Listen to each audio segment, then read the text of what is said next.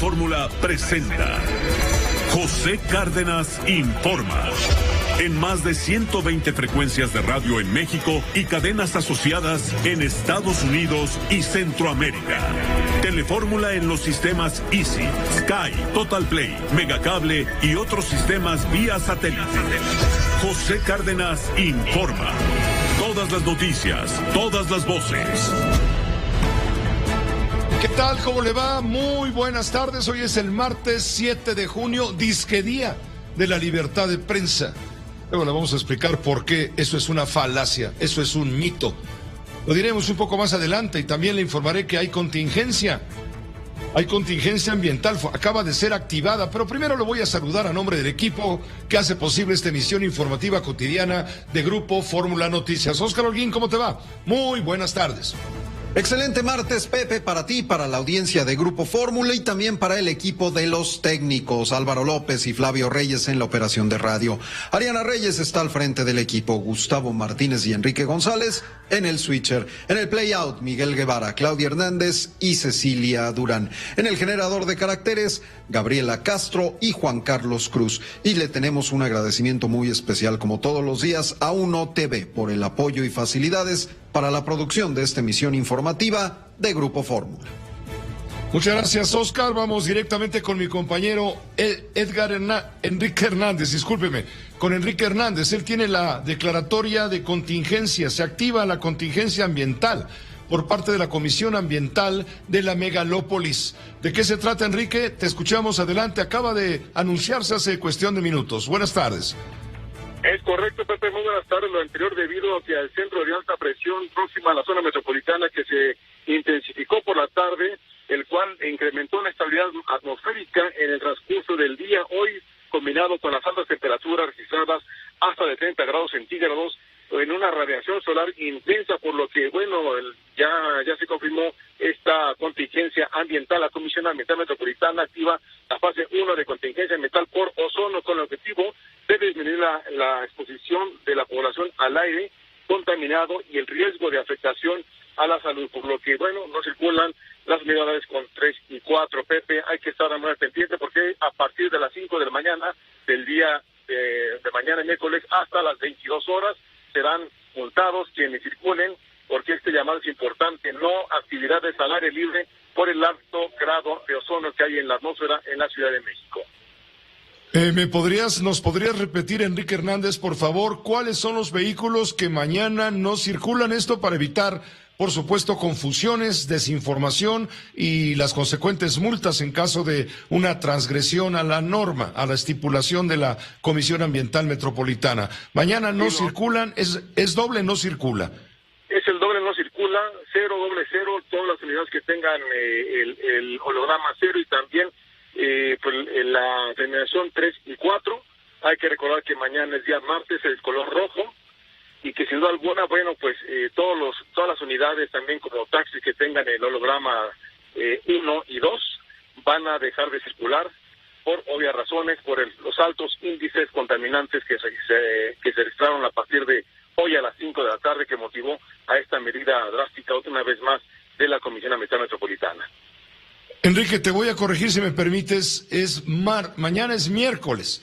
Mañana entonces, los hologramas de 0, doble 0 que tengan la calcomanía roja, terminación de placas rojas, terminación de placas 3 y 4, no circulan. Con 0, doble 0 y lo demás, vamos, los que tienen calcomanía 1 o 2, pues no circulan de ninguna manera. Pero la 0, doble 0 con terminación placas 3, 4, holograma color rojo, simple y sencillamente no circulan. Para mayor información está la página de la Comisión Ambiental de la Megalópolis, esto con objeto de no llenar de datos a la gente, datos en un momento dado que pueden resultar confusos. Por lo pronto, en lo que se refiere a vehículos particulares, 3 y 4, holograma con calcomanía con color rojo, holograma 0 y doble 0 no circulan el día de mañana. ¿Nos queda claro, Enrique? Si hay algún cambio, alguna novedad, estaremos en contacto contigo. Es correcto, perfecto. Muy buenas tardes. Gracias, muy buenas tardes. Enrique Hernández, reportero de Grupo Fórmula Noticias. Tómenlo en cuenta, activaron la contingencia ambiental para mañana. Calcomanías color rojo. Terminación placas 3 y 4 en vehículos particulares no circulan. Ya los detalles, le digo, se los tendremos un poquito más adelante por si le interesa a usted. Lo que también le va a interesar es comentarle lo que sucedió hoy allá en la ciudad de Cuernavaca, Morelos. Ahí un puente colgante peatonal colapsó. Una barranca de 2 metros, un puente para liberar una barranca de 2 metros. El alcalde José Luis Uriostegui Salgado, su esposa y otros ediles y miembros del cabildo, otros servidores públicos caminaban sobre la estructura, repito, puente colgante que se desplomó. Protección Civil del Estado dijo que hubo por lo menos 25 personas lesionadas, pero fácil 50 se pegaron el susto de la vida. Los funcionarios estaban en el lugar con motivo de la reinauguración del puente ribereño, así se llama o se llamaba, en el Parque Porfirio Díaz de la ciudad de Cuernavaca. Tonatiuh Olea, corresponsal de Grupo Fórmula, tú tienes el dato, estamos poniendo en radio el sonido y en Telefórmula la imagen de lo que sucedió. Casi se rompe la columna vertebral el presidente municipal José Luis Uriostegui, su esposa fue a dar ahí por un lado, hubo un gran movimiento, repito, hubo por lo menos 25 lesionados. La imagen es de gran impacto. Tonatiuh, adelante, ¿cómo estás? Así es, Pepe, te saludo con gusto, comentarte que la mañana de este martes, lamentablemente, un puente colgante colapsó en el paseo ribereño Alfonso Sandoval Camuñas, ubicado en la barranca de Amanalco, en el centro de Cuernavaca. Varios funcionarios del ayuntamiento capitalino resultaron lesionados, entre ellos la presidenta del sistema DIF municipal y esposa del alcalde de Cuernavaca, José Luis Uriostegui Salgado. Hoy, Pepe, era la reinauguración de este paseo ribereño, pero desafortunadamente se vino abajo cuando llevaban a cabo un recorrido por el lugar. Cabe señalar, Pepe, que el alcalde de Cuernavaca, José Luis Uriostegui Salgado, confirmó y lamentó que este accidente se haya registrado por la imprudencia de una persona que empezó a brincar, cayendo de una altura aproximada de 3 metros. Uriostegui Salgado dijo que a la hora del accidente aproximadamente 20 personas caminaban por este puente colgante. Pero escuchemos al presidente municipal de Cuernavaca, José Luis Uriostegui Salgado. Una imprudencia de quien empezó a saltar, no resistió el peso y nos caímos cerca de 20 personas. Algunos tienen lesiones, fracturas, otros golpes, pero afortunadamente hasta este momento no hay ningún lesionado en estado de gravedad. Alcalde, ¿quién fue la empresa que restauró este puente? No tengo esa información, pero no es el momento de tratar eso. El paseo no se podrá abrir en las circunstancias en que está, pero es un área distinta la que debe hacerse cargo. ¿Usted sabe quién es la persona que estaba brincando? No vi. Fueron muchas personas que estaban brincando, es una imprudencia y desafortunadamente el número de personas que estábamos sobre el puente éramos más de las que deberíamos estar ahí. Pepe, comentarte que la regidora Patricia Torres fue una de las personas que resultó con una fractura expuesta y fue trasladada a un nosocomio para su atención médica. Por su parte, el coordinador estatal de protección civil, Enrique Clemen Gallardo, señaló que este paseo ribereño, Alfonso Sandoval Camuñas, permanecerá cerrado hasta nuevo aviso. Pero escuchemos al coordinador estatal de protección civil, Enrique Clemen Gallardo.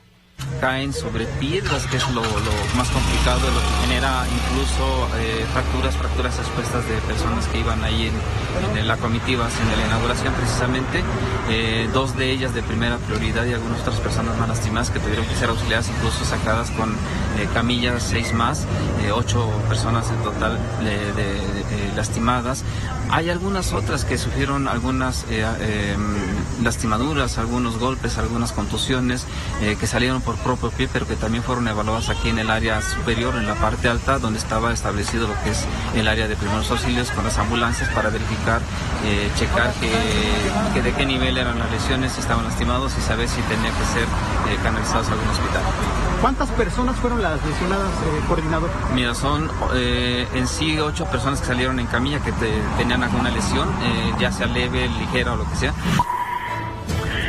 Pepe, para finalizar, comentarte que el gobernador del estado de Morelos, Cuauhtémoc Blanco Bravo, lamentó el accidente que sufrieron tanto el alcalde de Cuernavaca, su esposa y su equipo de trabajo. A través de sus redes sociales puso a disposición cualquier acción que pudieran emprender el gobierno del estado para apoyar al municipio de Cuernavaca. La información, Pepe. Donativo, entonces fue este puente, el puente ribereño en el Parque Porfirio Díaz de la ciudad de Cuernavaca, con el resultado que acabas de informar y de narrar. Muchas gracias, Donativo. Seguiremos en contacto para cualquier novedad. Así es, Pepe, pendientes.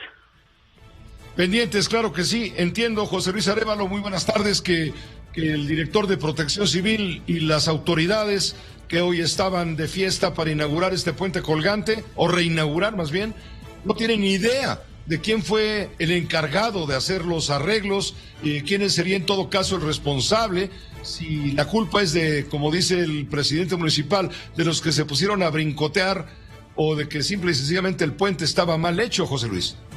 Ese puente, buenas tardes, Pepe, está hecho para esto, ¿no? Para que la gente camine, pueda brincar.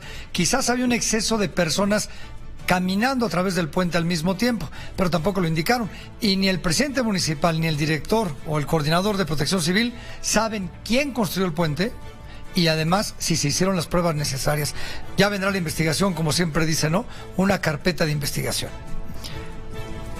Lo que me llama la atención es que cae el presidente municipal, José Luis Uriostegui Salgado, van inmediatamente sus ayudantes a ponerlo nuevamente de pie, pero la señora que iba con él, su esposa, pues ella se quedó ahí tirada y nadie la auxilió, por lo menos no inmediatamente. Lo que les preocupaba era el presidente municipal, Uriostegui Salgado, y la señora pues ahí que se arregle como pueda. Se le ve vestida con con un suéter, una camisa color blanco, un pantalón color marrón, y estaba tendida sobre los maderos que eran o fueron el piso de este puente, que no duró más que un suspiro.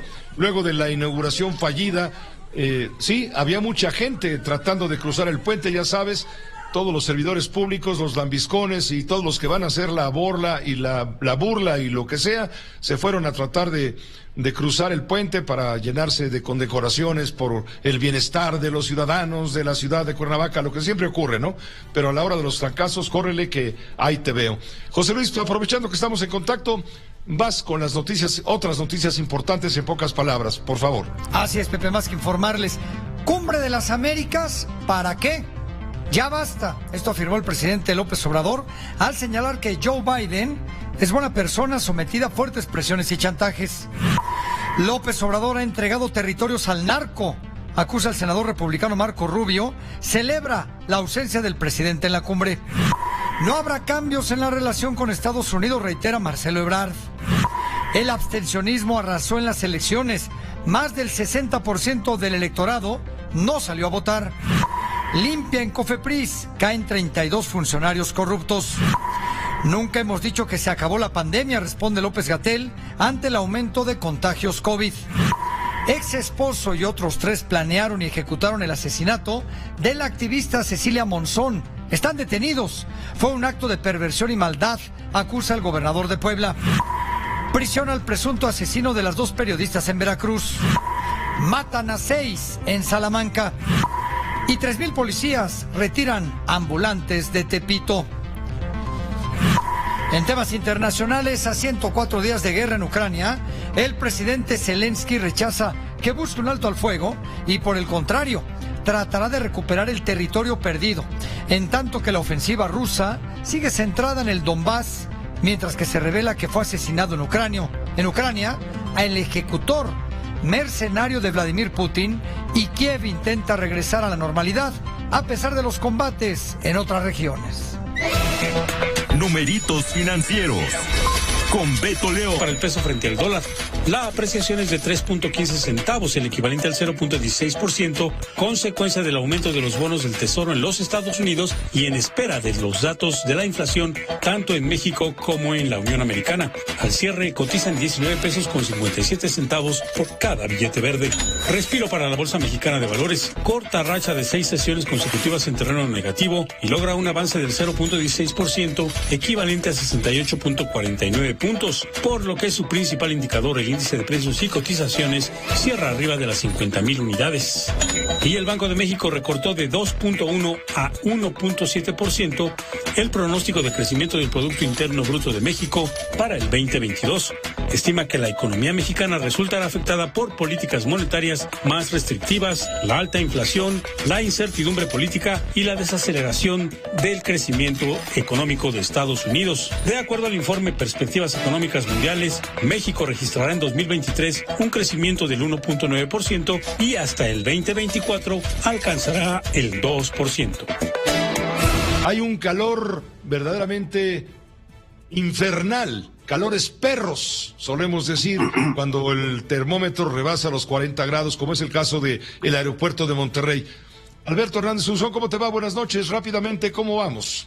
¿Qué tal, Pepe? Extremadamente caluroso, como bien comentas, arriba de 40 grados centígrados ahorita, Nuevo León, Tamaulipas, Coahuila, Sonora y Baja California siguen con estas temperaturas muy elevadas. No se ve humedad en el área de Monterrey, 41 grados centígrados. Ya se ve el incremento de humedad hasta el 15, del 15 al 22 de junio, una señal de probables lluvias para Nuevo León y Tamaulipas.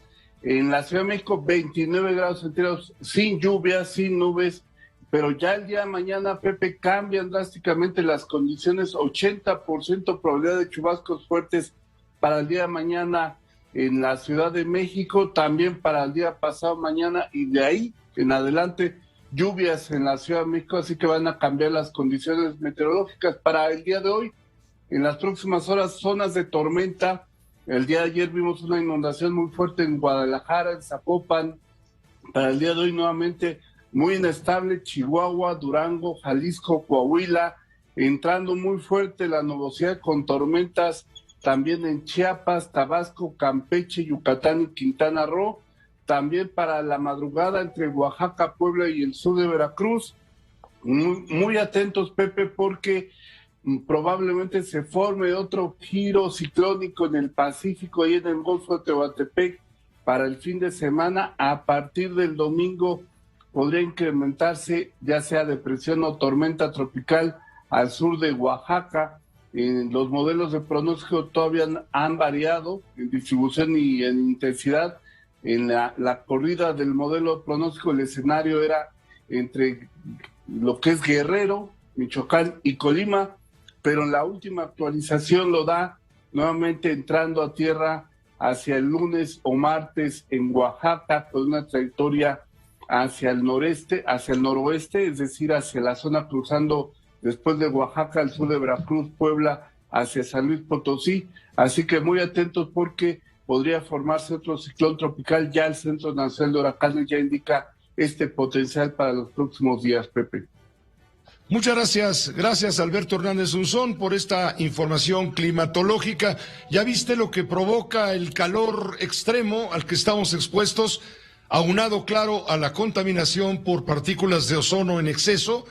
Pues está provocando contingencia ambiental. Fue activada nuevamente la contingencia ambiental para el día de mañana por la Comisión de la Megalópolis, la Comisión Ambiental. Mañana, reitero, para que le quede muy clarito a todo mundo, a ti también, que no circulan los vehículos con terminación de placas 3 y 4, los que traen el engomado color rojo y que tengan la calcomanía 000, desde luego la 1 y la 2, ninguno circula. 1 y 2, ninguno circula. Pero seguramente habrá cambio, Pepe, porque mañana sí habrá condiciones meteorológicas para que haya dispersión, porque va a haber la actividad de tormentas para el día de mañana en el Valle de México, Pepe. Pues vamos a ver, ojalá haya escuchado este informe tuyo, la Comisión Ambiental de la Megalópolis, y más tarde nos tenga la buena noticia de que se levanta la contingencia que está aplicada, por lo pronto, para mañana, de 5 de la mañana a 10 de la noche. hasta nueva orden. Muchas gracias, Alberto Hernández Unzón, que estés muy bien. Buenas tardes, Pepe, hasta luego. Hasta luego, gracias. Y de regreso vamos a ir con el tema de la Cumbre de las Américas, a la que no asiste el presidente de México. Hoy dijo el presidente de México, ¿Cumbre de las Américas? ¿Cómo para qué? Ya basta. Señala que el presidente Joe Biden es una buena persona, pero está sometido a fuertes presiones y chantajes, que él no va a la cumbre porque no se vale discriminar a Cuba, a Venezuela, a Nicaragua. Le ha llovido al presidente en cuestión de críticas por parte de analistas internacionales. Dicen, bueno, ¿de quién es presidente? ¿De México o es el representante diplomático de los gobiernos dictatoriales de Cuba, Nicaragua y Venezuela? Lo dejamos ahí, que lo desgranen los analistas, pero primero hagamos una pausa muy breve. Mire, no es por alarmarlo, pero se está poniendo grave este asunto del rebrote o el repunte de contagios COVID. La Secretaría de Salud está consciente y por ello desde ayer anunció que diario va a estar dando información sobre el número de contagios, claro, para tomarlo en cuenta y tomar las precauciones necesarias y no bajar la guardia.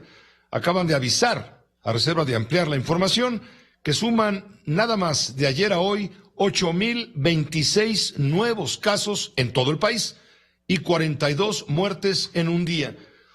Esto después de que ayer la Secretaría de Salud reportó 18,000 contagios en la semana, por la cual va a tomar estos reportes diariamente sobre la enfermedad, y 20 estados, sobre todo hay 12, y de los 12 hay uno que es Sinaloa, los que presentan aumento de contagios, un aumento alarmante, lo que permite prever que está asomando la quinta ola y está amenazando pegarnos otra buena revolcada.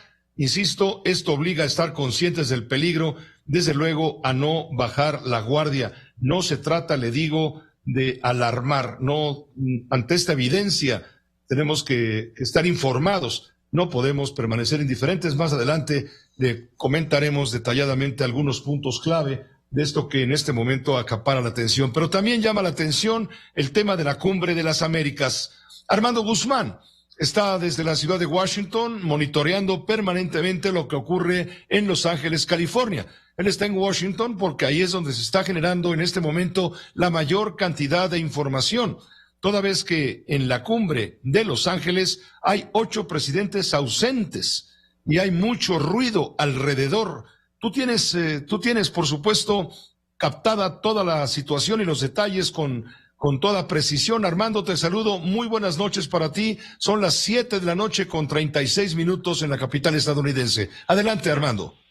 Gracias, efectivamente, Pepe. Y te voy a decir, hoy parece que tenemos línea ya en el gobierno de los Estados Unidos y que sabemos cuál es la respuesta constante a el trabajo con México. Y este trabajo es que va a continuar siendo importante, que el presidente Biden va a firmar una declaración acerca de inmigración, que va a ser para seguir trabajando con México y con los países centroamericanos, porque al final de cuentas, México sufre las consecuencias de todo esto, igual que lo sufren todos los países que están involucrados, pero más que nada en el territorio nacional, por toda la gente que atraviesa por todo esto. Entonces, habrá una declaración el viernes, en la que será el último día de esta Cumbre de las Américas y en la que se avanzará lo más que se ha podido avanzar en los preparativos que hay por parte del gobierno de los Estados Unidos en cuanto a preparar un plan que sea para ayudar a los países centroamericanos.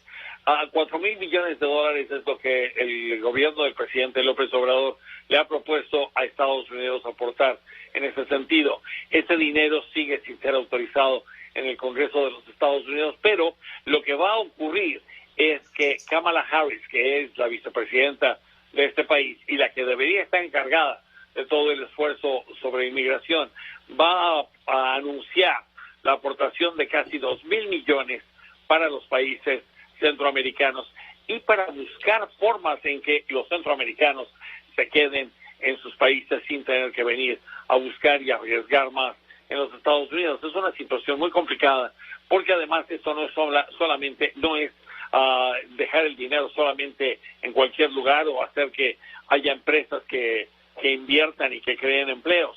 Es bastante más complicado que eso y esos son los detalles que va a dar a conocer el presidente Biden el viernes en esta declaración importante sobre inmigración.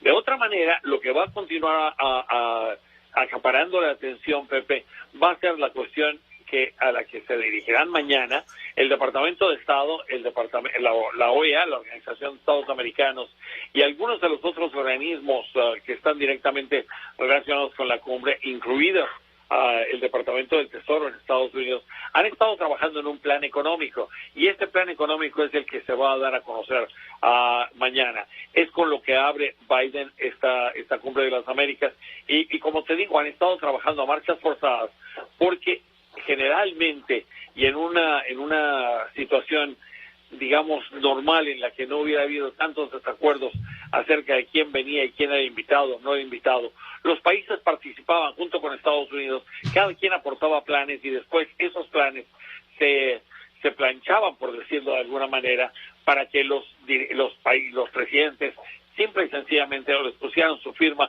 o les pusieran su visto bueno. En ese sentido, esta aportación de $1.900 millones para Centroamérica va a ser manejada el día de mañana, al igual que el plan económico que lleva el presidente Biden a la cumbre. Después, y te estaba escuchando hace un momento, y me parecía muy importante porque después el otro tema que es de gran oportunidad es precisamente el de COVID. ¿Qué es lo que va a pasar para combatir el coronavirus en el continente? ¿Qué es lo que pueden hacer las compañías que han desarrollado medicamentos para que estos medicamentos sean puestos a la disposición, no de regalos, sino de cada uno de los países, para que cada uno de los países desarrolle su técnica y se desarrolle la forma en la que se puede hacer llegar todo eso a las poblaciones? Eso es lo que se está haciendo. Estas son 3 áreas muy importantes. Habrá otras sobre gobernabilidad, sobre democracia, etcétera, pero en lo que van a estar enfocados es en eso. Y te digo, parece que la línea del gobierno de los Estados Unidos es definitivamente, porque de eso están hablando tanto en el Departamento de Seguridad Nacional, como en el Consejo de Seguridad de la Casa Blanca, como en el Departamento de Estado, como los portavoces en la misma cumbre, es eso, que México y Estados Unidos están cerca, que el hecho de que el canciller vaya a representar al presidente en todas estas acuerdos y todas estas ceremonias y todas estas actividades de la cumbre, eso hace que la actividad entre México y Estados Unidos continúe siendo cercana, continúe siendo apretada y continúe siendo tan dinámica como es siempre. Al menos eso es lo que nos están diciendo los portavoces, y esa parece ser la línea del gobierno de los Estados Unidos esta noche, Pepe. Sí, ciertamente, incluso el secretario Marcelo Ebrard de Relaciones Exteriores, quien lleva la representación de México y la personal del presidente de la República, fue muy claro hoy al recordar que el presidente se va a reunir en corto, tú a tú, con el presidente Biden el próximo mes de julio. Pero mientras tanto, dice, voy a estar en la cumbre y la relación entre México y Estados Unidos no va a cambiar. Te pongo lo que dijo aquí en México todavía Marcelo Ebrard.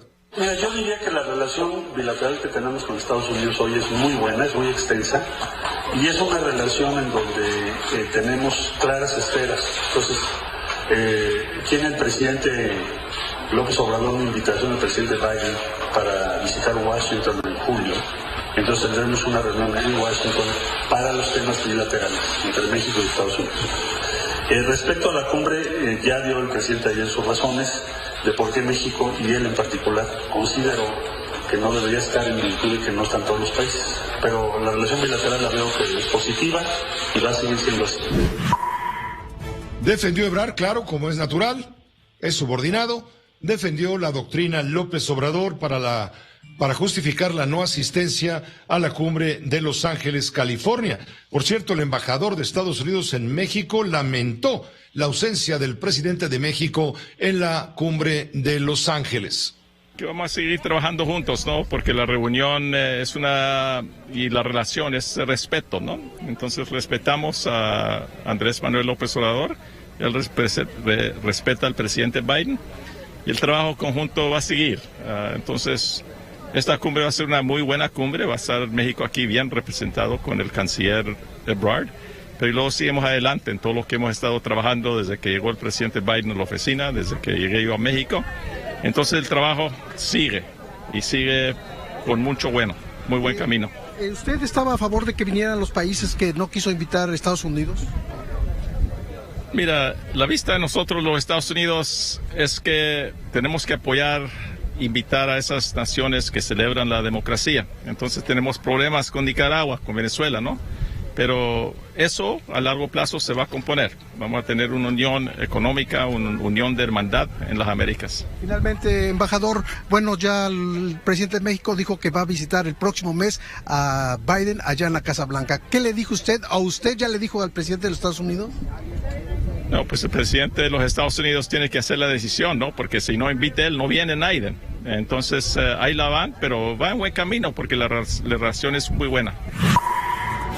Esta entrevista, Armando, la realizó nuestro compañero Humberto Barrera desde Los Ángeles, California. Él es el corresponsal. Pero sí va a ser notoria la ausencia, Armando, de 8 presidentes de la región americana. No van a estar, desde luego, Cuba, Nicaragua y Venezuela, que no fueron invitados. Además, no asisten el de México, López Obrador, el de Bolivia, Luis Arce, la de Honduras, Xiomara Castro, de Guatemala, Alejandro Yamatei, tampoco Luis Lacalle Pou, presidente de Uruguay, él por otras razones, porque está enfermo le dio COVID, está contagiado de COVID, te digo, el COVID está muy duro. ¿Y qué te parece finalmente, Armando, en esta entrega, comentar lo que dijo el senador republicano Marco Rubio, quien acusa al presidente de la República Mexicana de ser un apologista de la tiranía, luego de anunciar que no va y decir que esto es que él es un apologista de la tiranía de Cuba, de un dictador asesino en Nicaragua y de un narcotraficante en Venezuela? ¿Qué te parece, Armando Guzmán? Que es algo que Marco Rubio tiene que decir, porque Marco Rubio representa al estado de la Florida y la población que ha puesto a Marco Rubio en el Senado de los Estados Unidos, el exilio cubano, que sigue siendo muy poderoso políticamente, que sigue siendo muy poderoso económicamente, que es el que respalda y ha respaldado a la línea dura de los cubanoamericanos en el Congreso de Estados Unidos, no solamente de Marco, sino de Roberto Menéndez y de Ted Cruz y de Díaz Balart y de muchos otros de los que representan, incluso María Elvira Salazar, que son los que representan a la línea más dura, tienen que seguir con esta crítica. Nada que tenga que ver directamente con un acercamiento con Cuba, con Venezuela particularmente, o con Nicaragua, caería bien en el estado de la Florida. Hay una gran cantidad, hay un exilio importante de venezolanos, hay otro exilio importante de nicaragüenses y más el exilio cubano. Entonces, la gente a la que Marco Rubio responde es esta precisamente, y entonces él tiene que insultar, tiene que criticar, tiene que pues ponerle adjetivos a todo lo que no le parezca a esa comunidad, porque precisamente ese odio que tienen hacia Cuba, justificado o no, en el pasado y en la historia de cada uno de sus familias durante la Revolución Cubana, pues tiene 60 años, pero sigue tan fresco y sigue tan serio como entonces. Entonces, el hecho de que Marco Rubio critique todo esto tiene que ver más que nada con el que Marco Rubio tiene una comunidad a la que le tiene que responder, porque es la que lo puso en el Senado, y además es una comunidad a la que le tendrá que responder en este noviembre, porque uno de los asientos que más peligra en el Senado de los Estados Unidos es precisamente el de Marco Rubio. Val Demings es un nombre que vas a escuchar continuamente. Val Demings es una congresista afroamericana que fue jefe de policía en una ciudad importante en la Florida, y Val Demings está siendo la que trata de quitar a Marco Rubio de su asiento que está defendiendo en este noviembre. Y obviamente, ante una situación desesperada y una campaña difícil, Marco Rubio diría esto y diría mucho más, Pepe. Muchas gracias, Armando. Gracias por la crónica y el comentario. Estaremos pendientes y en contacto permanente. Así estaremos, Pepe. Buenas noches. Gracias, Armando Guzmán, el corresponsal de este espacio informativo de Grupo Fórmula, allá en la capital estadounidense, donde están muy preocupados por la marcha de esta masiva caravana migrante. Algunos dicen que la que salió de Tapachula y va rumbo a la Ciudad de México, viene a la Ciudad de México y la intención es llegar a la frontera con Estados Unidos. Calculan 7,000. Sin embargo, hay quien suma 15,000. José Luis Arévalo, ¿tienes más datos? Así es, esta caravana está integrada, como bien comentas, por hasta 15,000 personas. Salió de Tapachula, ya ha avanzado más de 40 kilómetros sobre la vía Arriaga-Tapachula, esto allá en Chiapas. Durante esta madrugada el contingente avanzó alrededor de 12 kilómetros desde la localidad de Álvaro Obregón hasta el municipio de Huehuetán. Pero los detalles los tiene Lisette Coello, a quien saludamos con gusto. Lisette. ¿Qué tal? Muy buenas tardes. Efectivamente, como lo comentan, la caravana con más de 15,000 migrantes que partió el pasado lunes desde Tapachula se detuvo el día de hoy en el municipio de Huixtla en busca de un acuerdo con el Instituto Nacional de Migración para poder entregar documentos a este grupo de extranjeros que marchó pues ya hasta ahora 40 kilómetros en las últimas 48 horas. De acuerdo al defensor de migrantes, Luis Rey García Villagrán, aseguró que recibió una llamada ya del titular del Instituto Nacional de Migración, donde se compromete a atender en sus trámites migratorios a todos los que se encuentran precisamente aquí en Huixtla. Consideró que si a los migrantes los atienden conforme a la ley y les otorgan formas migratorias múltiples o las visas por razones humanitarias con valor de 1 año en territorio mexicano, van a aceptar estos documentos. Anunciaron también que el techado en donde se encuentran ahorita los migrantes podría ser a partir de este miércoles una oficina móvil para migración en donde empezarían a atender a los primeros 1,000 personas de acuerdo a los registros que ellos mismos han documentado. Y bueno, los extranjeros indicaron que mientras las autoridades del Instituto Nacional de Migración les cumplan con estos documentos y sean válidos en todo México, pues podrían frenar la caravana y no continuar este miércoles. Ese sería el reporte de este momento. Muy bien, Lisette, te lo agradezco muchísimo. Muy buenas tardes. Muy buenas tardes. Esta caravana que, como usted bien sabe, va rumbo a la Ciudad de México y luego a la frontera norte. Momento de hacer una pausa. Regresamos con más.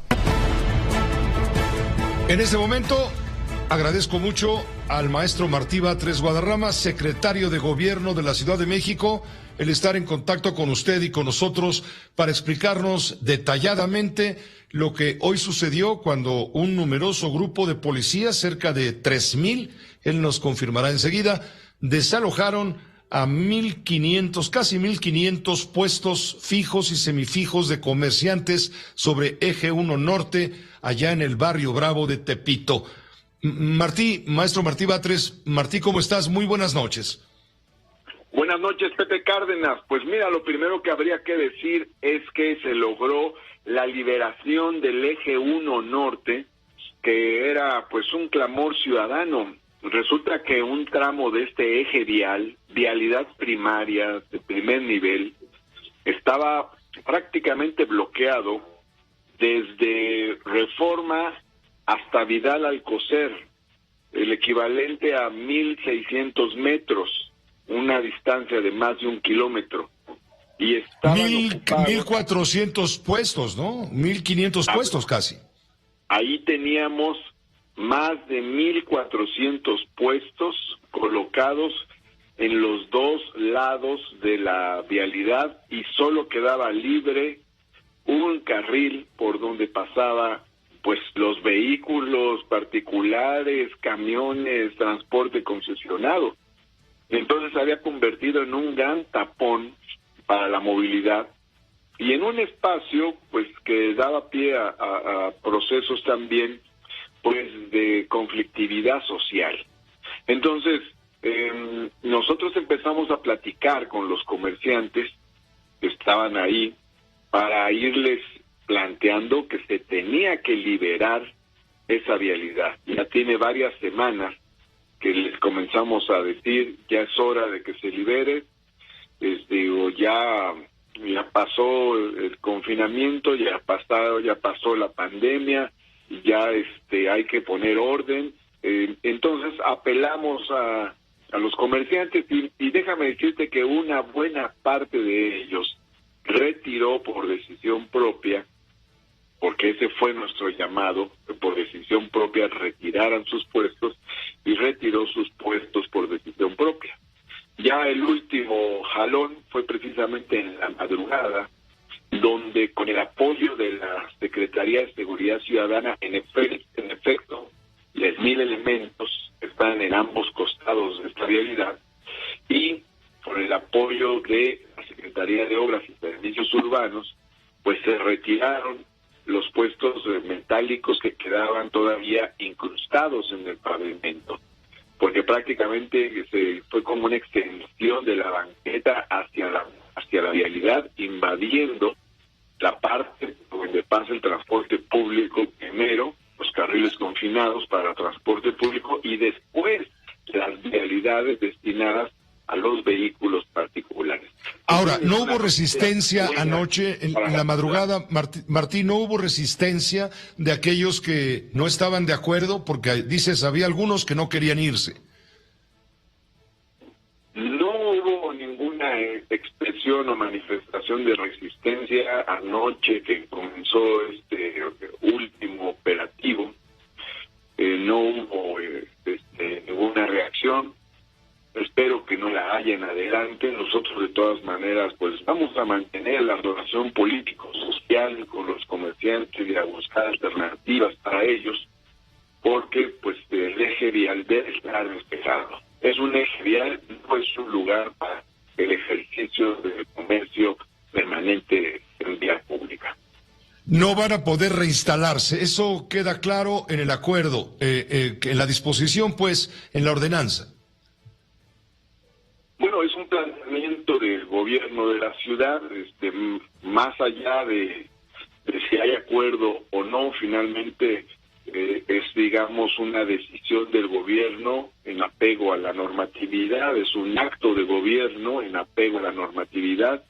El eje vial no se puede utilizar para el ejercicio del comercio en vía pública, y tiene otro fin, que está destinado a la movilidad, ya sea por la vía del transporte público o por la vía del transporte particular de las personas. Entonces, el planteamiento pues es que así permanezca.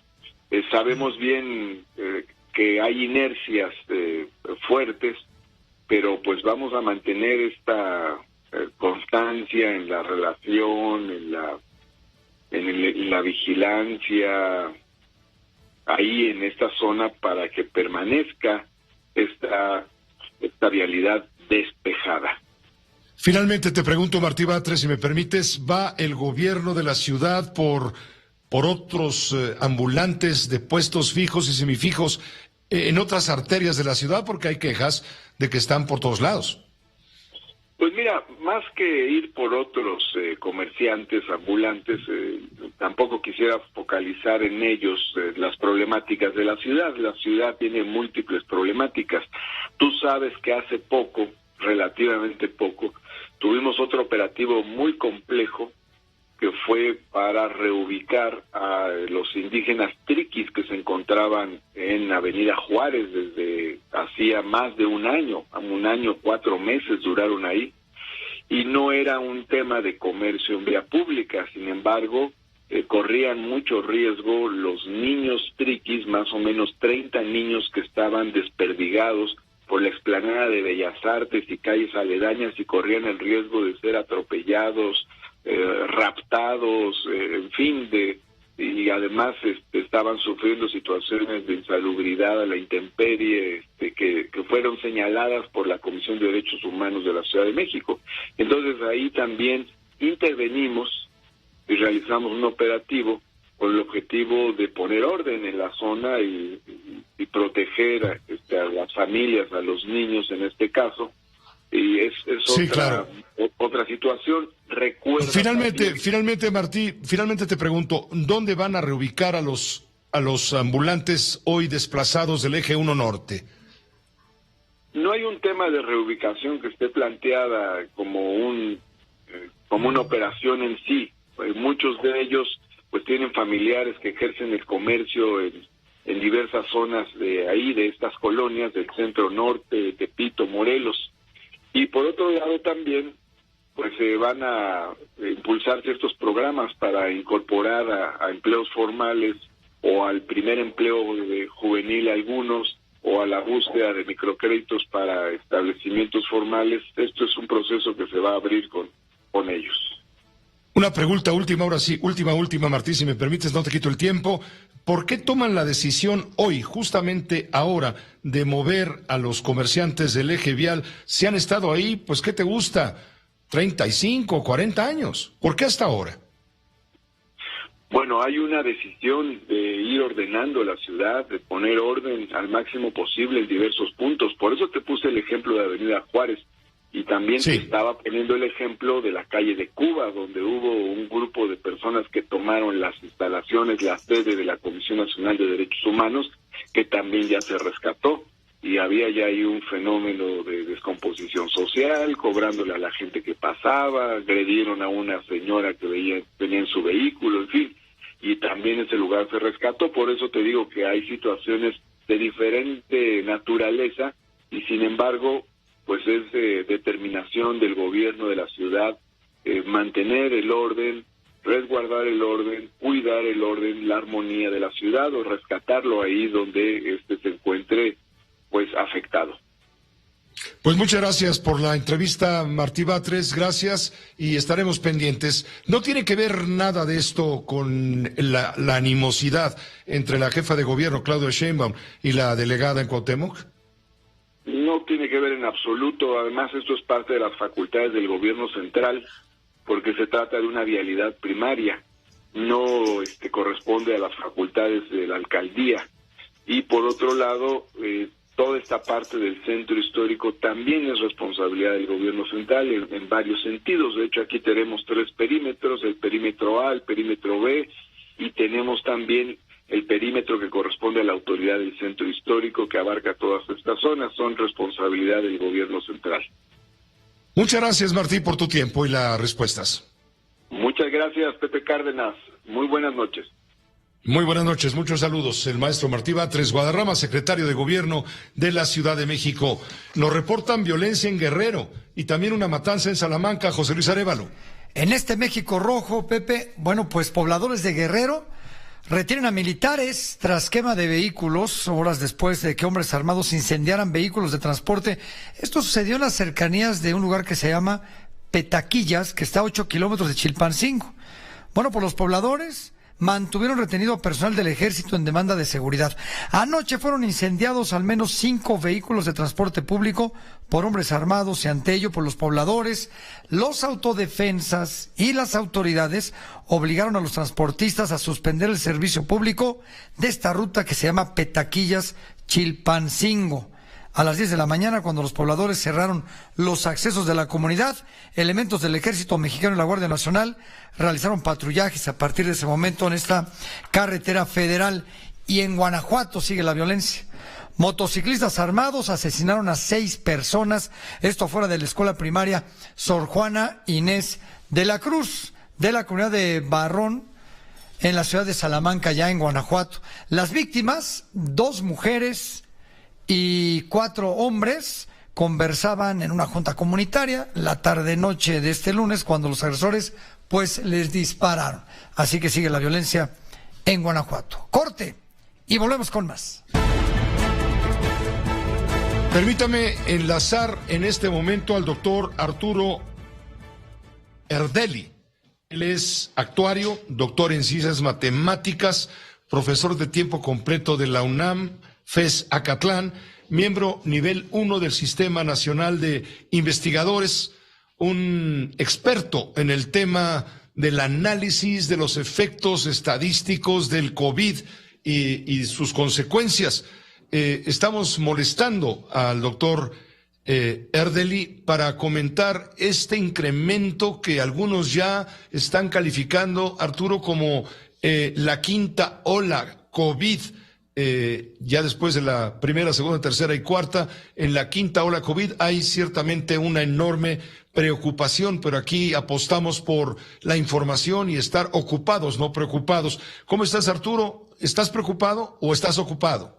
¿Qué tal, Pepe? Buenas tardes. Ninguna molestia, pues ocupados analizando las cifras. Efectivamente nos encontramos en un repunte de casos que te diría, pues hasta el momento no es tan acelerado como los repuntes que se dieron al inicio de la ola Omicron o la ola Delta, ¿no? Pero efectivamente sí hay un repunte. Para que tengamos una idea, ya estábamos muy estables, llegamos a un piso de un promedio diario de 500 nuevos casos por día, pero ahorita ya vamos en unos 2,200 por día. Entonces, pues esto ya prácticamente es más de 4 veces los niveles que teníamos a principios de mayo.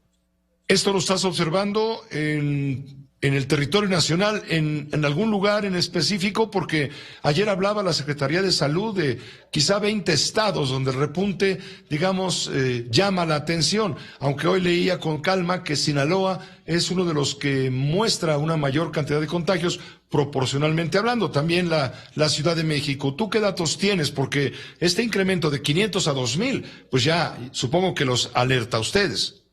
Sí, bueno, hay que darle contexto para que recordemos, en los peores momentos de la ola Omicron llegamos a tener un promedio de 42,000 diarios, ¿no? Para que le demos contexto. Entonces, bueno, 2,200 sí es mucho más que los 500 que teníamos, pero muy lejos todavía de esos 42,000, pero ya viendo por entidades federativas, pues yo te diría que las 12 entidades que sí presentan repuntes más significativos de todos, sin duda son Yucatán y Quintana Roo, que además son vecinos, y en particular pues sabemos que a veces la puerta de entrada o de inicio han sido puertos o pueblos turísticos, entonces particularmente Quintana Roo. Entonces esas 2 entidades, Yucatán y Quintana Roo, son las que muestran los repuntes más severos, seguidos de entidades como Nuevo León, Sinaloa, efectivamente, como lo mencionaste, Baja California Sur, la Ciudad de México, Jalisco, Nayarit, Estado de México, Coahuila y Guanajuato, ¿no? Las 12 principales entidades. Ahora, las autoridades sanitarias, ¿cómo explicas que hayan tardado en reconocerlos? Si se comenzó a observar el repunte desde hace 5 semanas o algo así, ¿por qué hasta ahora lo reconocen? Ustedes lo habían advertido. Así es. Por lo menos yo desde el 16 de mayo ya había yo señalado públicamente que me parecía que era claro que nos encontrábamos en un repunte. Ya viendo la gráfica, pues te das cuenta que el repunte realmente empezó a principios de mayo. ¿Por qué las autoridades esperaron hasta un día después de las elecciones? Bueno, pues ya lo dejo a la especulación y a la imaginación del auditorio. No hace falta demasiada imaginación para entender el entorno. Ahí sí te concedo absolutamente la razón. ¿Qué tan grave es este tema? Hoy, en la mañanera, el subsecretario de Salud, Hugo López Gatell, dijo que no era tan preocupante y minimizó el asunto, diciendo que, por fortuna, un 41.4% de la población ya tiene una vacuna. Lo que no dijo es que 40 millones no tienen ninguna.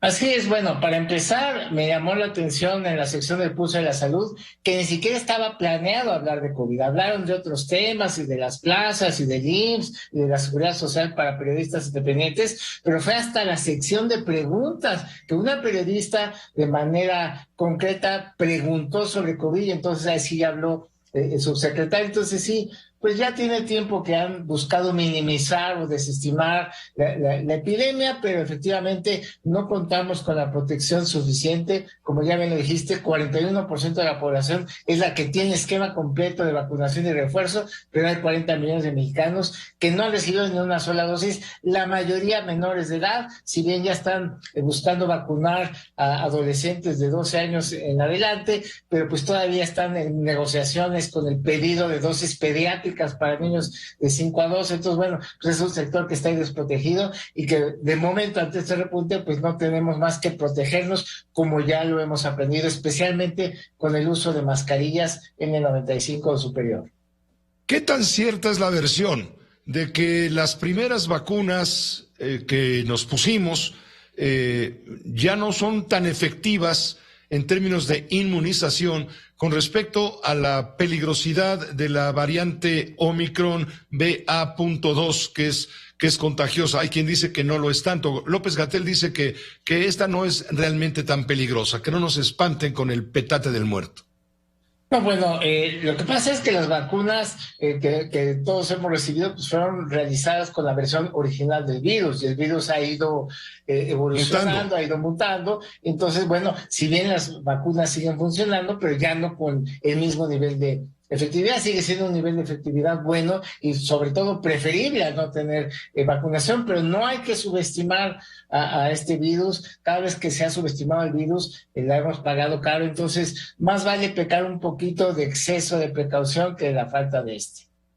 Es decir, hay que estar en este momento conscientes del peligro y mantenernos con la guardia, por supuesto, lista para cualquier cosa. Se está previendo que quizá en octubre vuelva a haber también otro rebrote fuerte, importante. En fin, creo que nos has puesto un panorama muy claro. Las cifras que alarman hoy es la contabilidad de 8,026 casos y 42 muertes en un día, aunque yo estoy de acuerdo contigo, no es en un solo día. Es un acumulado de casos, incluso rezagados, que apenas hoy se dan a conocer, pero que han ocurrido en días anteriores. Así es, pero el promedio diario ahorita anda más o menos como en 2,200 por día, más o menos, digamos, ya por fecha de inicio de síntomas. Y de acuerdo con la estadística, te pregunto por último, ¿observas que esto va a seguir incrementándose o va a mantener una estabilidad? Pues el referente que tenemos más cercano es Estados Unidos, que también tuvieron un repunte. Ellos empezaron a finales de marzo y parece que ya llegaron a un pico a finales de mayo. O sea, les tomó como 2 meses llegar a un pico no tan elevado como el anterior y ya está descendiendo. Y México está como rezagado 2-3 semanas respecto de lo que sucede en Estados Unidos. Entonces, lo que podríamos esperar es que los incrementos continúen todo este mes y probablemente ya en julio comencemos a ver descensos. Muchísimas gracias, doctor. Gracias por estar con nosotros y con la audiencia de Grupo Fórmula, como siempre, con buena disposición. Encantado, Pepe. Buenas noches. Gracias, muy buenas noches. El doctor Arturo Erdely. Él es matemático, actuario, profesor de tiempo completo de la UNAM, experto en estas cuestiones estadísticas de la salud. Él está en la FES Acatlán, miembro del Sistema Nacional de Investigadores. Mencionaba el tema del Seguro Social, que sí fue tema en la mañanera, hablando de las vacantes que hay para médicos especialistas ofrecidas por el gobierno federal. Hablaba de eso, que fue tema en la mañanera. Bueno, pues dejemos que José Luis Arévalo nos explique un poco más de lo que dijo Zoé Robledo, el director general del Seguro Social Bienestar. Efectivamente, Pepe, pues Zoé Robledo informó que más de 7,000 vacantes para médicos especialistas quedaron vacías. El director general del Instituto Mexicano del Seguro Social señaló que 10,920 médicos se han registrado en la Jornada Nacional de Contratación y Reclutamiento para médicos y médicas especialistas que se abrió, como todos sabemos, el pasado 24 de mayo. Tras la polémica por los médicos cubanos que el presidente Andrés Manuel López Obrador busca contratar por falta de personal. Bueno, pues la convocatoria cerró el 3 de junio y de las 14,323 vacantes disponibles, solo 6,963 obtuvieron al menos una postulación, mientras que 7,360 pues no registraron ninguna. Es decir, ningún médico dijo, a mí me interesa esta vacante. Así está el tema. Seguramente podría resurgir la contratación de médicos cubanos. Hay que estar pendientes. Corte y volvemos. Permítame en este momento un enlace con Elena Monzón. Elena es hermana de Cecilia Monzón, abogada, activista, asesinada hace unos días allá en el estado de Puebla, algo que ha sido calificado como perverso y atroz, y lo dijo el propio gobernador del estado. Elena, antes que nada, nuestro pésame público y gracias por aceptar a la audiencia de Grupo Fórmula para hacerte un par de preguntas. Hola, ¿qué tal? Buenas tardes, gracias por su espacio y aquí dispuesto a colaborar lo que haga falta. Gracias, Elena. Bueno, desde luego, ayer fue noticia, o es noticia, el hecho de la detención de quien fue esposo de tu hermana Cecilia, alguien identificado con la política y varios de sus cómplices. Hay en este momento, según dice la autoridad de la Fiscalía del Estado de Puebla, hay 4 detenidos, el exesposo y otros 3 que planearon y ejecutaron el asesinato de tu hermana. es lo que se está comentando. ¿Sabían ustedes o sospechaban algo de Javier López Zavala, quien fue un hombre muy cercano al gobernador anterior? Sí. A ver, nada, solo una clarificación, pequeña clarificación. No hubo ningún tipo de relación marital entre este señor y mi hermana, ¿no? Entonces no hubo matrimonio, no estaban casados, tuvieron una relación a lo largo de los años, idas y venidas, pero realmente nunca llegaron a casarse, ¿no? Entonces no estamos hablando de su esposo, estamos hablando de una persona con quien mi hermana tuvo un hijo, es decir, un tipo de relación, pero nada más allá de eso, ¿no? Entonces, a partir de ahí, en cuanto a sospechas, etcétera. Bueno, estamos hablando de un señor que ya tenía por parte de mi hermana un par de denuncias acumuladas, en concreto una respecto a lo que sería la pensión alimenticia, porque este señor es un padre biológico, pero más allá de eso, jamás se ha hecho cargo del menor en ningún tipo de circunstancia, ni afectiva ni económica, en los últimos meses en particular, ¿no? Económicamente a veces pagaba, a veces no, y los últimos meses nada de nada y sin contacto afectivo, como digo, ¿no? A partir de ahí, también tenía una denuncia precisamente de violencia machista, violencia de género, en lo que respecta precisamente a el abandono del menor, ¿no? Porque esto también constituye un delito, es un grave delito que violenta a las mujeres en este estado y que corresponde pues una causa penal. Entonces ya tenía ese tema abierto. Entonces, en cuanto a las sospechas que nosotros pudiéramos tener, bueno, pues además de evidentemente lo que ya se avanza por parte mío, que es que había una total pues falta de cariño hacia el niño y total abandono, pues no veíamos tampoco cómo es posible que un ser humano que conoce perfectamente que ese niño dependía exclusivamente de mi hermana y de su familia materna, cómo podría arrancarle la vida así a una madre, ¿no? Entonces, se nos escapa desde el punto de vista de la razón, sospechas. Bueno, pues evidentemente nosotros colaboramos con Fiscalía en todo lo que pudiera ser oportuno, que se nos pudiera ocurrir, pero desde luego, digamos que hasta no ver, no creer, ¿no? Y hasta hoy que he estado en Fiscalía, pues jamás me hubiera imaginado que realmente fuera así, tan violenta y el machismo que un hombre muy cercano en lo político, un hombre muy cercano al poder. Él estuvo muy cerca de Mario Marín, aspiraba a gobernar el estado de Puebla por parte del Partido Revolucionario Institucional y ahora está en la prisión acusado del asesinato, de autoría intelectual del asesinato de tu hermana Cecilia Monzón, ocurrido en San Pedro Cholula.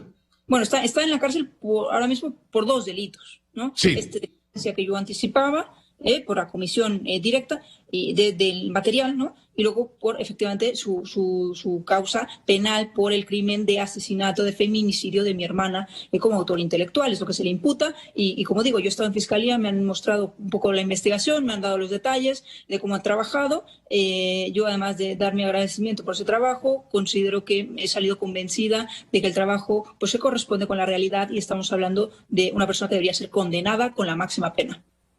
¿Están ustedes de acuerdo en el proceder de la Fiscalía para las imputaciones correspondientes al presunto autor intelectual y a los presuntos cómplices, incluido el ejecutor del crimen?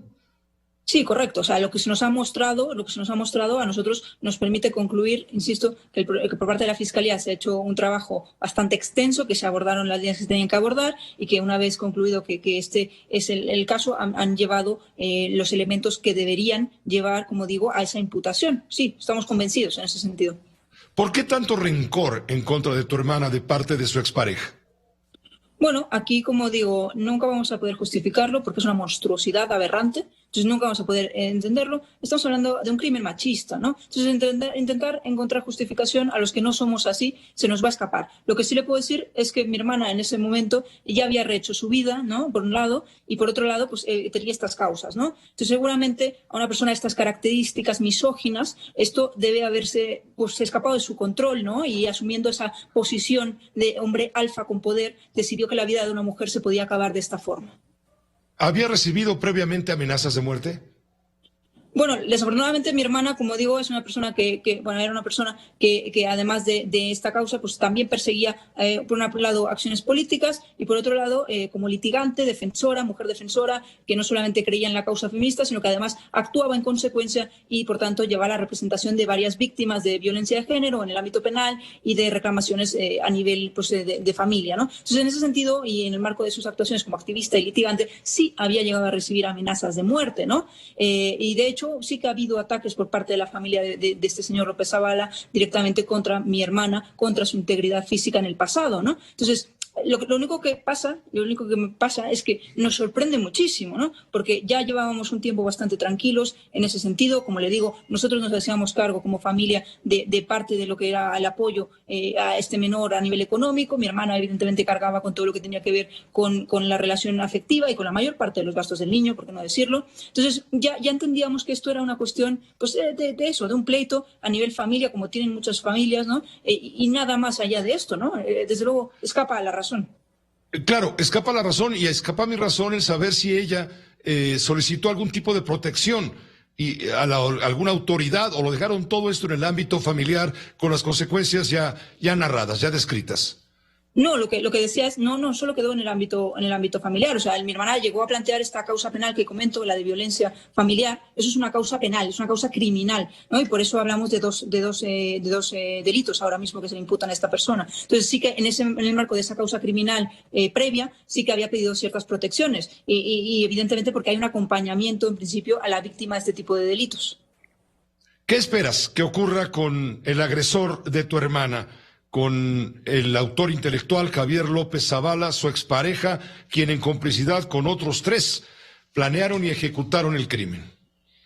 Bueno, lo que espero y lo que pido, más bien, lo que exijo, igual que hemos estado muy cerca de Fiscalía, con quien ya hemos hecho nuestras exigencias y desde luego hemos cooperado y esperamos todavía unas actuaciones complementarias por parte de esa Fiscalía y agradecemos evidentemente el trabajo realizado, pero exigimos todavía un poquito más y vamos a colaborar en lo que haga falta. Pues de la misma forma que hemos estado trabajando con ellos y exigiendo, ahora corresponde a nuestra causa exigir y trabajar con el Poder Judicial, exigirle a ese Poder Judicial que aplique una perspectiva de género, que no se revictimice a mi hermana y que trabaje en consecuencia aplicando los tratados internacionales y también obviamente la máxima pena que este Estado prevé para este tipo de feminicidio. Muchas gracias, Elena. Gracias por abrirnos la puerta para poder escuchar de viva voz esta reacción familiar tan urgente y tan necesaria. Muchas gracias. Hasta luego, buenas noches. Elena Monzón, hermana de Cecilia Monzón, la activista, abogada, activista asesinada por su expareja, aparentemente, según las acusaciones que radican en la Fiscalía. Este hombre machista, macho alfa, dijo que muy cercano al poder, que se aprovechó justamente de su posición y junto con otros 3 cómplices y un ejecutor se encargaron del asesinato de la activista Cecilia Monzón. Hagamos una pausa muy breve, volvemos enseguida con todo el tema electoral. Del tema electoral no lo voy a emborucar demasiado. Simplemente vamos a lo importante, a los puntos clave. Después de los resultados ya de todos conocidos, cómo quedó la puntuación, Morena 4 goles, adversarios de la alianza 2 goles, 4-2 quedó el marcador en términos territoriales y demás. Eso ya es aparte, eso es otra historia. Ahorita lo importante es ¿por qué? ¿Por qué los ciudadanos no participaron como se esperaba? De acuerdo con las autoridades del Instituto Nacional Electoral, hubo un abstencionismo del 54% en promedio en los 6 estados, en unos más, en unos menos, 54% de abstencionismo. Y el promedio de participación fue entonces del 46%. ¿Qué opina todo esto? La doctora María Amparo Casar, siempre a todas horas en su juicio. María Amparo, ¿cómo te va? Muy buenas noches. Pues buenas tardes, Pepe, comentando lo que tenemos que comentar el día de hoy, que son las elecciones estatales, de 6 elecciones, pues no hubo mucha novedad. Las encuestas finalmente predijeron con cierta exactitud qué era lo que iba a ocurrir y quedamos con un marcador de 4-2 y pues algunas elecciones se abrieron, como por ejemplo Durango, que se había dicho que estaban muy pegados los candidatos de Morena o de la Alianza Juntos Hacemos Historia y de la Alianza Va por México, y sin embargo esa elección se abrió y tenemos otras que se cerraron, como fue el caso de Tamaulipas. Esas serían las novedades. Para mí, muy importante señalar, Pepe, es 2 cosas. La primera es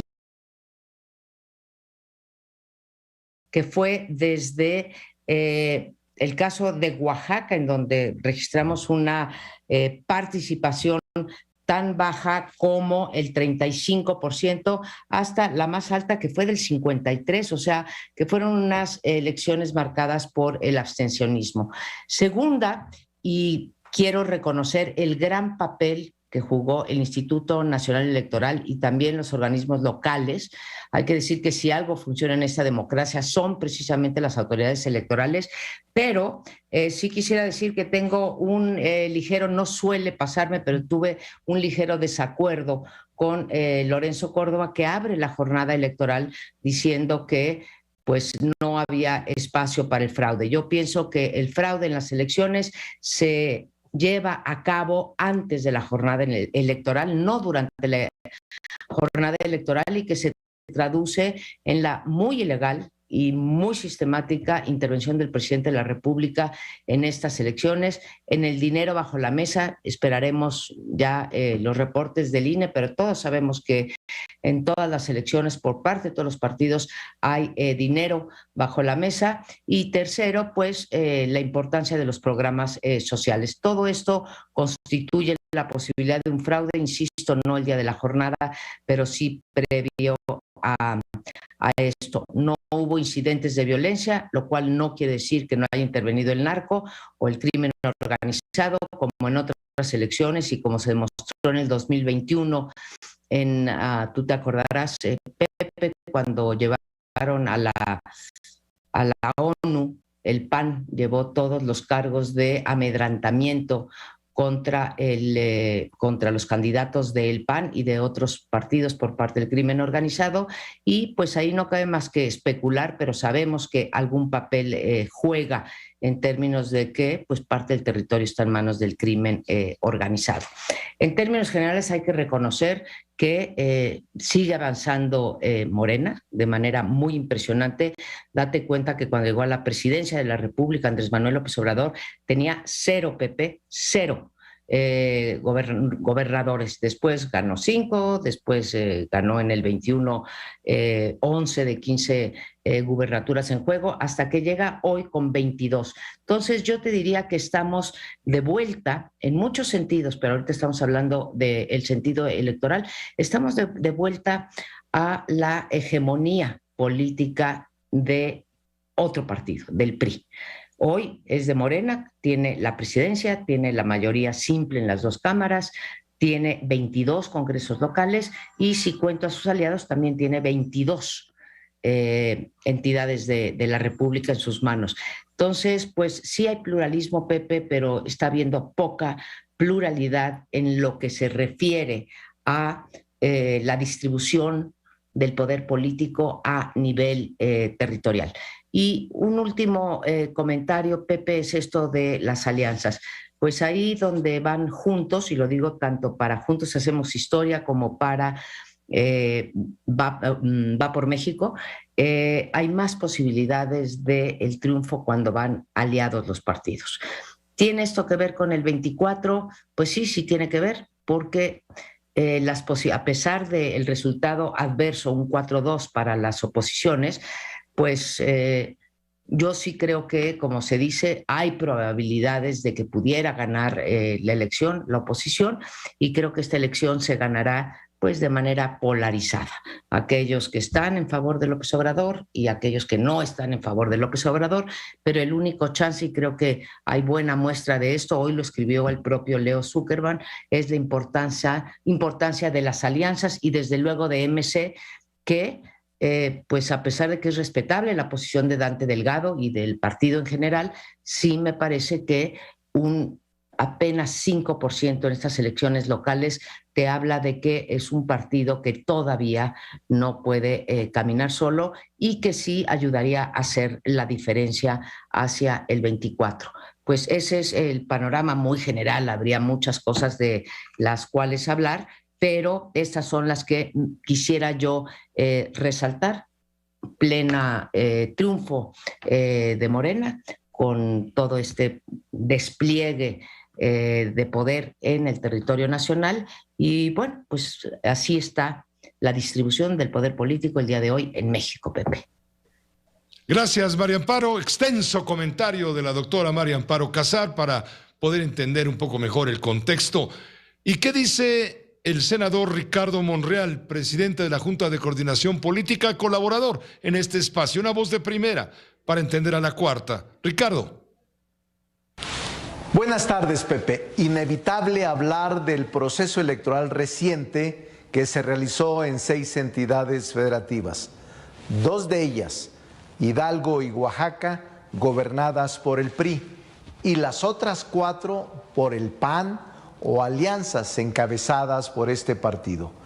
Esto implica que ambos partidos coaligados fueron derrotados electoralmente y que a pesar de haber concretado la coalición que en el pasado se antojaba imposible, pero que se vio obligada a unirse ante la irrupción electoral de Morena por sobrevivencia y por mantener la presencia en estos estados en el proceso electoral.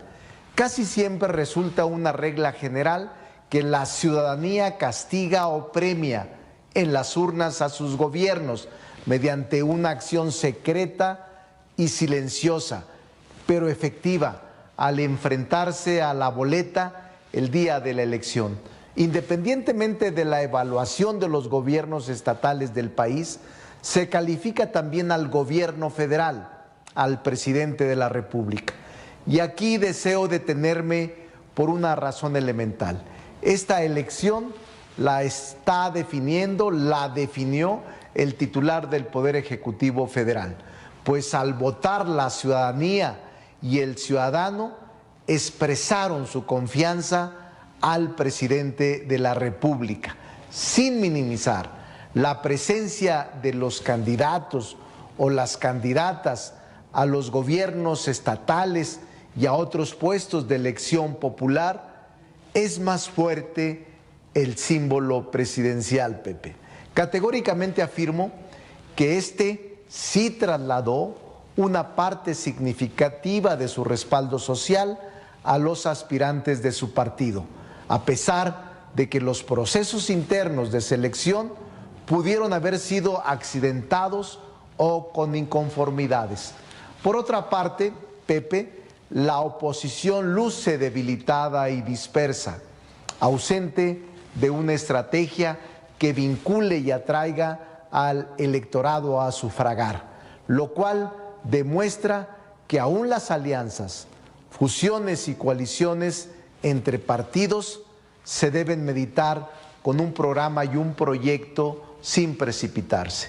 Hay quienes atribuyen este resultado a la intervención del gobierno o incluso a la ausencia de movimiento ciudadano para constituir un bloque compacto. Y su primer experimento podría ser o en el Estado de México o en Coahuila, aunque en este último se sobreestima el PRI pensando que no necesita compañeros de viaje. 4 entidades federativas del país ganadas por Morena es una buena noticia para el movimiento social que encabeza el presidente Andrés Manuel López Obrador. En tan solo 8 años de vida, este partido logró lo que ninguna fuerza política ha realizado. Podrá tener 22 estados del país bajo sus siglas. Plausible, sorprendente. Gracias, doctor Ricardo Monreal. Ahora no como líder del Senado por la parte de Morena, sino como colaborador en este espacio. Y nos falta Leo Zuckerman, pero también nos falta un corte comercial. El maestro Leo Zuckerman, sus escasos minutos de opinar sin mayor protocolo. Querido Leo, vas tú con tu alianza que dices que no está muerta, que nada más anda de parranda. ¿Cómo estás, querido Pepe? Sí, mira, una de las grandes dudas que dejó la elección del pasado domingo es si funciona o no la alianza opositora del PAN, PRI y PRD y la conveniencia de que eventualmente se les una Movimiento Ciudadano. Mira, hay que ver los números, Pepe, y con la frialdad de los números decir yo creo que sí funciona, sí sirve la alianza. Te doy el dato más importante. De los 6 estados donde hubo elecciones, en 4 sí hubo alianza PAN, PRI y PRD. De esos 4, en 2 ganó esa alianza, PAN, PRI, PRD, es decir, Aguascalientes y Durango, y en las otras 2 perdió en Hidalgo y Tamaulipas. Quiere decir que el porcentaje de efectividad de la alianza fue del 50%. Vámonos a los 2 estados donde no hubo alianza PAN, PRI, PRD, es decir, Quintana Roo y Oaxaca. Pues ahí, Pepe, no ganó ninguna la oposición. Morena arrasó en esos 2 estados. Y bueno, me van a disculpar la obviedad, la tautología, pero lo que te estoy diciendo es que la división divide. Cuando la oposición no va unida, pues no suman los votos, lo cual fortalece al partido dominante, en este caso a Morena. Es muy sencillo, Pepe. Si Morena quiere ganar en el 2023 en el Estado de México y Coahuila, y en el 2024 la presidencial, tiene que dedicarse a que el PRI no vaya con el PAN y que Movimiento Ciudadano vaya también por su cuenta. Esa es la fórmula para ganar las elecciones. Pero además, te adiciono un dato muy interesante. En los 2 estados donde no hubo alianza PAN, PRI y PRD, se dio la participación más baja de los 6 estados. 38% en Oaxaca, 40% en Quintana Roo. ¿Por qué? Porque ante la ausencia de una competencia real, pues solo salieron a votar los votantes duros de Morena y sus aliados, Pepe. Entonces, viendo los números, me parece que el caso a favor de la alianza PAN, PRI y PRD rumbo al 23 y al 24 está hecha para que continúe, Pepe. Muchas gracias, querido Leo. Ya ampliaremos el comentario. Buenas noches. Con mucho gusto, Pepe. Muy buenas noches. Buenas noches. Una pausa muy breve. Regresamos con José Luis Arévalo y las últimas noticias al cierre.